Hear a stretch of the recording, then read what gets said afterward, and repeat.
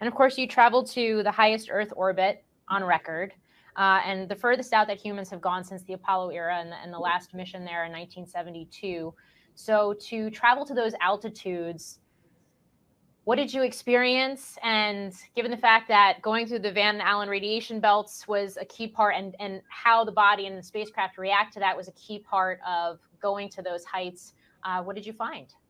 So, the researchers and scientists are still downloading a lot of the data, and we haven't had any of the research debriefs and probably won't for a few weeks. So I couldn't tell you any of the precise radiation data that was collected. What I can tell you is, the vehicle absolutely took, system upsets, which we fully expected. And then the kind of countermeasures to them, like the super instantaneous automated recoveries that were faster than a human could, worked every time. A lot of them were related to communication systems, but this is fully what's expected when you're going through those high radiation environments. So in terms of the upgrades to the vehicle to manage it, worked very well. I can tell you there's, going back to the early 60s, there's a kind of a phenomenon, these light flashes that are radiation induced.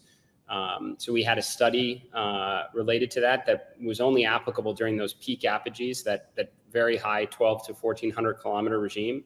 I saw them.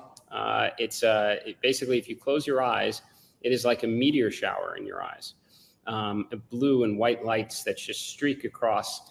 And if the way I'm describing it, it probably sounds unsettling. It really wasn't, because we just were briefed so extensively on it. And but it certainly was radiation related and coincided with the timing of some of the vehicle hits from that. But I think we learned a lot, and also the ability to come home from those very high altitudes. So you're all over the space industry.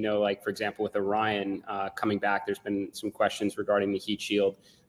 There's a big difference from when you deorbit at, say a 350 kilometer nominal ISS deorbit altitude versus 450 versus 1400 versus coming back from the moon. The heat loads are enormous.